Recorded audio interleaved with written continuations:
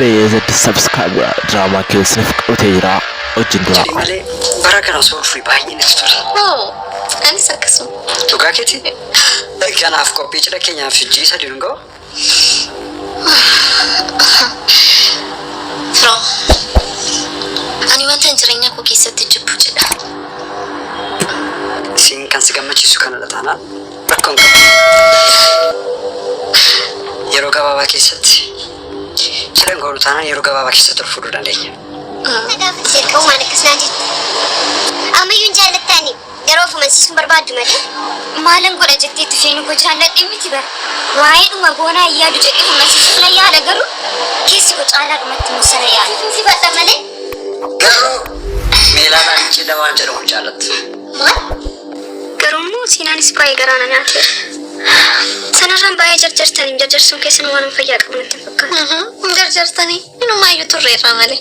Waliif mallatteessini taanaan ibsaafneeti jechuudha. Kalau obboleen waan dhabamteef cidhaan natti fudhatettaaf yoo. Ani fi biliseensi fi jiru.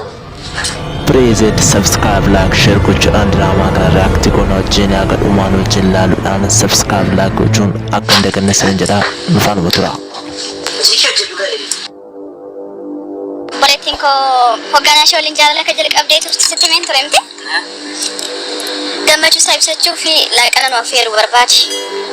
Carraa kanatti fayyadaman immoo siinillee wal baruu barbaadan jiru. Hammati dhiiga koo danfistee yoon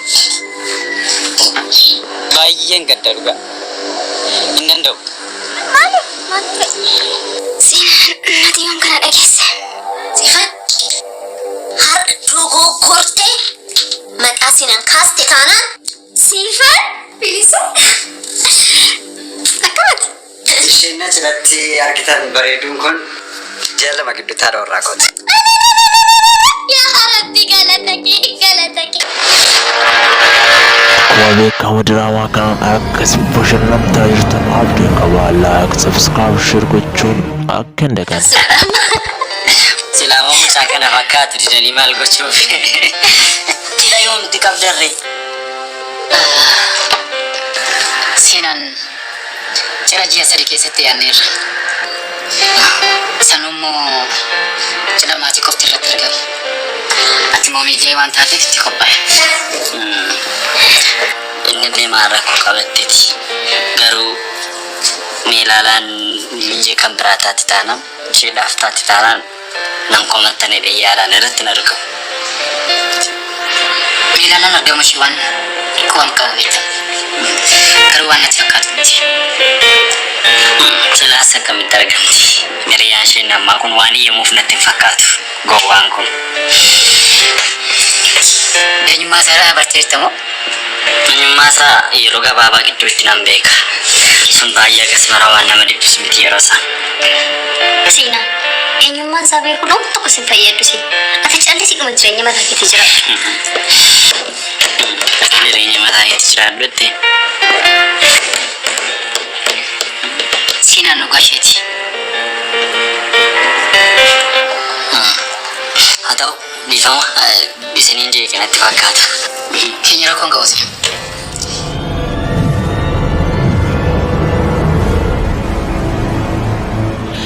Kanallee firoofaan amareenni murteessiniirra cidhiin jiraatu. Sababiin isaas cidha yoo yaannate yeroo dheeraa fudhata. Kanaaf yeroo gabaabaa keessatti walii mallatteessanii wal faana jiraannaa jechuudha. Maaloo miira. Sagantaa maxiqqoo ta'us waan maxiqqoo qopheessinee walisiin fuusisna. Maaloo dhibbisiini. Kanaanaa fi meeloon mareenii murteessinii jira. Wanti jijjiiramu jiraatu. Mee maalinni sababni keessan? Maal sitti fakkaatee bilise? Aniif sifoon abbaan keenya ijoollummaatti nurraa du'e. Du'a abbaa keenyaa booddee gadaduuf dararama guddaadhaan dhufe.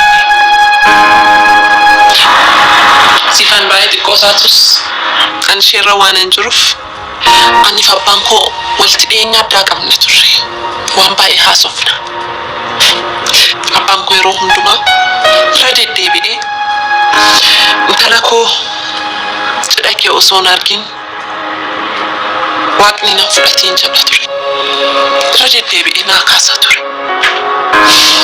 Kanaaf waa'ee cidhaa yaaduun barbaadu.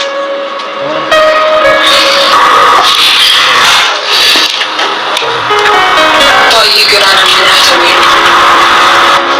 Garuu nutis akkuma kee abbaa keenya dhabnee jirra. Abbooliin keenya lubbuudhaan hin jiran jennee immoo yeroo hundumaa waa'ee isaanii yaadnee gadduu hin qabnu nuti gammadoo ta'utu nurraa eega. Sababni isaa jireenya itti fufti.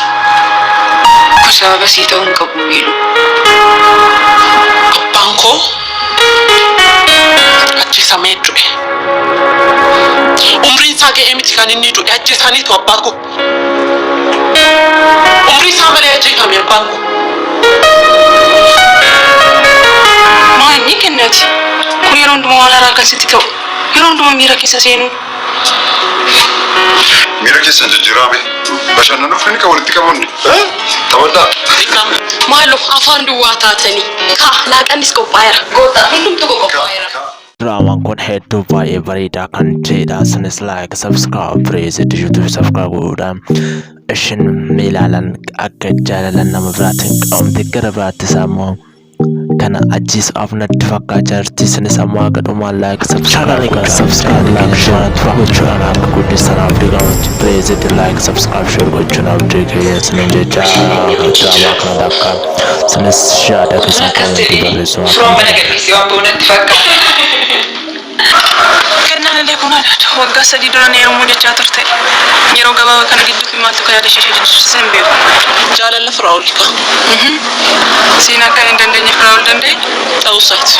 Keessutti reeffadhee bahe jechuun bilisummaa keessaniif. Yeroo beeksisitti mabbiidhu. Waan si jennu heeruma obboleetti koo yeroo yaada ammoo marraan akkatti baay'ee na yaaddessaa jiru qofuma. Hin dubbatiin bareeddu. Ani hundumaa si fajjira. Ati immoo gurra hin qabdu meelu. Maal jechuudha? Nageessuusti namaa jira bara. Beekan kee caale. Natti fakkaatu. Siifaan akka maydaaraa seete cidha baay'ee jaallatti. Sanuyyuu immoo cidha koo dura ji'a tokko eeyyama barbaadu.